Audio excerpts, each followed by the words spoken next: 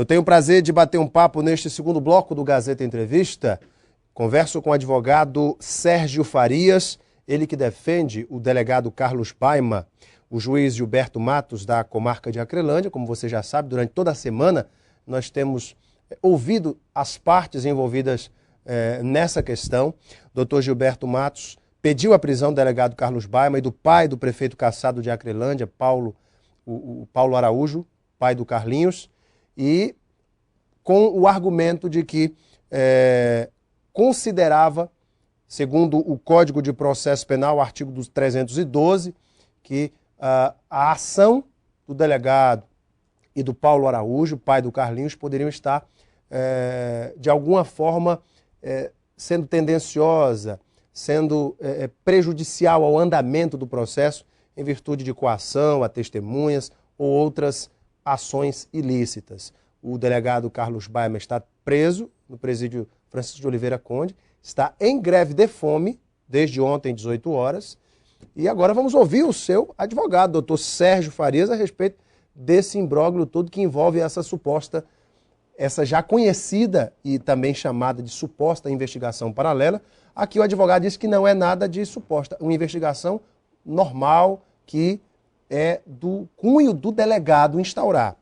Doutor Sérgio Farias, muito boa noite, tudo bem? Boa noite, Alain. Prazer mais uma vez estar com você aqui. Prazer é meu ter o senhor aqui. Aliás, o senhor já passou por uma situação como essa, o senhor quase foi preso por um delegado numa audiência, numa delegacia. É verdade, Alain. Uns 15 dias atrás a gente teve um desentendimento aí com o delegado de polícia, o qual a gente entende que ele usou da sua autoridade, né? E esse procedimento está sendo apurado já pela Corregedoria de Polícia do Estado do Acre. Bem, mas isso não é o tema da nossa entrevista, doutor Sérgio. O seu cliente, que está preso hoje, o delegado Carlos Baima, cometeu algum crime, como o despacho do juiz que cita o artigo 312 do Código de Processo Penal, coação, alguma atitude que venha a interferir no andamento de um processo? Alain, olha, a lei é bem clara. O delegado de polícia da Secretaria de Segurança do Estado do Acre, ele é delegado em qualquer local do Estado do Acre. O delegado Baima, ao tomar conhecimento de que algumas pessoas queriam falar algo diferente que até então possivelmente não tinha sido ainda ouvida lá no inquérito de Acrelândia, o delegado Baima, ao tomar conhecimento disso, né, procurou ouvir essas pessoas, intimou algumas pessoas e, a par de todo esse material, através de ofício, ele informou ao seu superior hierárquico, através de ofício, que eu tenho aqui para lhe mostrar. Tá aqui. Inclusive o doutor Emilson Farias, secretário-geral de polícia, me disse que recebeu o ofício 5 dias antes de o juiz decretar a prisão do delegado Carlos Baima. Alain, isso é até de se estranhar, né? Dá para entender que há um interesse na prisão do delegado Baima, já que o doutor Emilson explanou dessa forma. Tem até data de protocolo aí. Uhum. Nós temos um ofício aqui também que o delegado Baima encaminhou ao doutor procurador de justiça Sâmio Barbosa Lopes, o que até então ele teria já investigado, mais um ofício aqui. Tá aqui, e olha, nesse ofício, não sei se corre segredo de justiça, mas tem informação aqui que outras pessoas estariam aqui envolvidas na morte do vereador Pinté, inclusive sendo pago a importância de R$15 mil. Até então, né, não foi... na investigação do delegado Carlos Baima. Exatamente. Informou também ao presidente dos Direitos Humanos da Assembleia Legislativa, o deputado Walter Prado, também. Então não há que se falar em investigação paralela. Vem cá, aqui também informa ainda que segue anexo um CD com imagens gravado por um tal Carlinho Granada, este acusado de executor do crime que ceifou a vida de Pinté. Seria, então, a investigação trouxe à tona esses nomes aqui, esses novos nomes? No entender de tudo isso, Alain, entende-se que a investigação do município de Acrelândia deixou a desejar, já que há essas outras informações aí, né, em anexo que está sendo juntada ao procedimento de Acrelândia. Então, em matéria de direito penal, o princípio da verdade real, esse tem que ser buscado a fundo e descobrir a verdadeira realidade do que aconteceu. Uhum. Agora, o doutor Carlos Baima, sabendo que havia uma investigação oficial, inclusive uma investigação que envolve aí uma série de fatores de questão, até porque é um crime que desde o começo se imaginava ser um crime político. A investigação oficial não foi pelo menos uma atitude de rebeldia do delegado ter iniciado essa investigação e logo no início não ter cientificado o doutor Emilson Farias de que estava realizando essa segunda investigação? Não, Alan. Veja bem, delegado de polícia, ao tomar conhecimento de uma notícia-crime, tem por dever legal apurar os fatos. Doutor delegado Baima, ao tomar conhecimento dessa notícia, apurou, ouviu algumas pessoas, intimou outras, apreendeu um CD e automaticamente informou ao seu superior. Mas ele já vinha fazendo essa investigação já bem antes dessa data, do dia 2 de março. Podemos observar, a primeira ouvida que o delegado Baima ouviu, a primeira pessoa que foi ouvida por ele, foi no dia 18 de fevereiro de 2011. Não era bom ele já ter informado imediatamente a partir dessa data?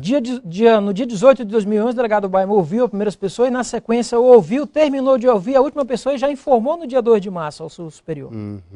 Porque foi dia 18 de fevereiro. Dia 18 de fevereiro. Então ele estava no prazo aqui. E outra, ele não tomou a investigação para si. 18 de fevereiro ele demorou mais aí uns 10, 14, 2 semanas para informar o doutor Emilson Farias de que estava com essa investigação. Posso até ter informado o doutor Emilson via telefone.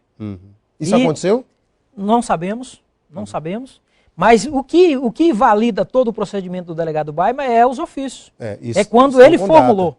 Estão com data aqui, recebido pelo doutor... Procurador Sami Barbosa Farias, também tomou conhecimento. Procurador Sami também. Agora, no caso específico da acusação contra o delegado Carlos Baima, ele recebeu dinheiro, recebeu proposta de dinheiro para conduzir essa investigação? O delegado Baima, ao ouvir essas pessoas, o único decreto prisional do delegado é no sentido de que o delegado estaria coagindo uma testemunha no curso da ação penal que tramita no município de Acrelândia. O delegado, se ele receber dinheiro para iniciar uma nova investigação, isso é um crime. É um crime. Mas até então, a testemunha Regiane é bem clara no seu interrogatório que não foi ameaçada pelo delegado Baima, não foi coagida pelo delegado Baima e não recebeu nenhum valor do delegado Baima. Todos os ouvidos pelo delegado Baima citam isso, que não foram coagidos? Isso, foram de livre e espontânea vontade. A única testemunha que foi intimada foi a Regiane. A única que foi intimada é a Regiane? Foi. Os outros foram espontaneamente. Levaram ao conhecimento da autoridade policial espontaneamente. Doutor Sérgio, ele ouviu, inclusive, os que são acusados de terem puxado o gatilho, de ter efetuado os disparos contra o vereador Pinter? Veja, Alain, eu não tenho conhecimento integral da ação penal e quem são os verdadeiros investigados e acusados naquele procedimento de Acrelândia. Eu não atuo naquele caso. Claro. Mas aqui no caso... Mas seu cliente não lhe falou nada a respeito disso, não? Não, ele ouviu várias pessoas e não tomou nenhum juízo de valor com relação a isso. Ao formalizar o procedimento, informou ao seu superior o que tinha apurado até então.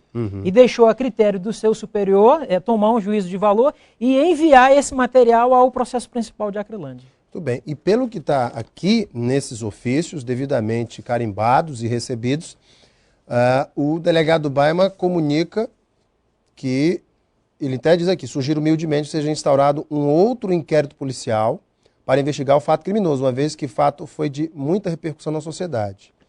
E ele fala de um CD, de um DVD, com imagens gravadas por esse tal de Carlinho Granada. Este é o acusado de executor do crime. O senhor chegou a assistir esse vídeo? Esse vídeo até então não foi ainda apresentado no inquérito, que apura a prisão do Baima, em específico pelo delegado Emilson Farias. Esse CD a gente não sabe aonde ele se encontra. Delegado Baima... Mas o delegado Baima sabe onde ele está. Não, o delegado Baima... Ele mandou o original. O original. Não tirou nenhuma cópia. Não, ele protocolou, entregou a seu superior. E é aguardável que o seu superior tomasse as providências cabíveis. O doutor Emilson Farias, ontem aqui no programa, disse que as provas apresentadas pelo delegado Baima são facilmente descartáveis, elas não são provas consistentes. O senhor considera isso também uma possibilidade? Eu não posso afirmar isso, Alan, porque eu não conheço o processo principal de Acrelândia. Eu não sei quais as provas consistentes que o doutor Emilson se relata. Se essas provas colhidas pelo delegado Baima não somam as demais já existentes... Mas elas podem ser carreadas aos autos, podem ser carreadas, podem ser confrontadas, essa investigação pode tomar outro curso. Isso é tudo em matéria de investigação que tem que ser apurado. Então, na sua opinião profissional, o delegado Baima cometeu pelo menos o senhor defende, mas ele não cometeu, pelo menos ele não foi imprudente ao não se pronunciar de imediato, procurar o secretário-geral Emilson Farias para informar que estava iniciando uma nova investigação? Veja lá, o delegado Baima, da mesma forma que o delegado Emilson, eles são delegados. Mas um hierarquicamente está sobre... Exatamente. Mas nós temos que observar os procedimentos estatais. até o delegado Baima concluir, ouvir uma pessoa e informar isso ao seu superior, isso leva um tempo. E o tempo aí é razoável. Iniciou dia 18, dia 2 do 3 ele já informou. 2 semanas depois ele informou. Observando os finais de semana, feriados aí que possa ter ocorrido nesse intervalo. Então o procedimento estatal ele é demorado um pouco, mas é razoável esse prazo aí. Agora, o senhor entrou com habeas corpus, doutor Sérgio, já foi julgada a liminar, a Câmara Criminal negou, mas o habeas corpus pede a soltura imediata, delegado Baima. Exatamente, Alain. O habeas corpus pede a soltura imediata. Nós entendemos que o delegado é um delegado de polícia do Estado do Acre, da Secretaria de Segurança, tem residência fixa, não tem acesso direto aos autos principais, que possa de alguma maneira nem conhece quem são as pessoas envolvidas nesse procedimento. Então nós entendemos que não tem como, de alguma forma, ele ameaçar ninguém. Ele é uma autoridade policial. E o procedimento da ameaça seria outra. Ele não tem interesse na causa. Então nós entendemos que a liberdade do delegado, no próximo julgamento agora do HC, na próxima quinta-feira, seja julgado e conceda de novo a sua liberdade. O delegado está em greve de fome. Somente na próxima quinta-feira será julgado o HC, o habeas corpus. Então o delegado vai fazer um jejumzinho pesado aí, não vai não? Veja lá, aí é uma questão grave, né? Isso se iniciou ontem, o delegado é delegado de polícia, os seus oponentes, os seus colegas, entre aspas, que o prenderam, que requisitaram a sua prisão, tem por obrigação de investigar o caso e dar uma resposta de imediato no inquérito. O delegado conhece como é que funciona uma investigação, portanto ele disse, não, eu vou grevar, vou fazer greve de fome e vou exigir que num prazo curto me dê uma resposta de que crime eu cometi, que até então eu não conheço. Muito bem, porque as investigações têm que ser feitas para se comprovar a denúncia contra o delegado Baima. Exatamente, até então essas investigações estão sendo levadas a cabo pela própria Secretaria de Polícia Civil? Olha, temos um delegado específico aí que está apurando o caso. Então o delegado Baima sabe como é que os procedimentos policiais caminham. Com base nisso, ele entendeu que eu vou fazer greve de fome para que isso se resolva o mais rápido possível, que a minha prisão possa ser legal, mas ela de alguma forma ela está me maltratando. Muito bem. Ninguém quer ficar preso, né? Ela está me maltratando. Um delegado que conhece muito bem a lei, claro. Ela é injusta. Não quer ficar preso, ninguém. Gente, é um tema palpitante, tema polêmico, e nós ouvimos aqui no decorrer desta semana o advogado Sanderson Moura, advogado do prefeito Carlinhos, que se colocou aqui afirmando que as investigações eram necessárias e que precisavam ser realizadas para trazer os fatos à tona. Ouvi ontem o doutor Emilson Farias, que já deu a versão oficial da polícia de que uma investigação paralela pode trazer mais prejuízos à investigação oficial. E agora nós ouvimos o doutor Sérgio Farias, né, que traz aqui agora a defesa do delegado Baima, que está preso hoje, detido por conta desse pedido de prisão emitido pela comarca de Acrelândia. Doutor Sérgio, eu agradeço a sua vinda ao programa e a gente espera os desdobramentos desse fato que tem mexido realmente com a sociedade acreana. Obrigado pela sua vinda. Elan, muito obrigado. A gente está à disposição, tá? E eu gostaria até de levantar uma situação e pedir ao governador do nosso estado, através de seu secretário de Segurança, que reúna seus delegados, né? Que os advogados estão aí para trabalhar. Nós não somos criminosos, nós somos advogados criminalistas. Nós prezamos pela legalidade, mas de uma legalidade de uma forma geral. Não vamos aceitar de maneira alguma que pessoas sejam maltratadas, sejam massacradas, por simples desejo de alguns delegados. Conversei com o doutor Sérgio Farias. Doutor Sérgio, mais uma vez, obrigado. Daqui a pouquinho nós voltamos para a sequência do Gazeta Entrevista. Até já.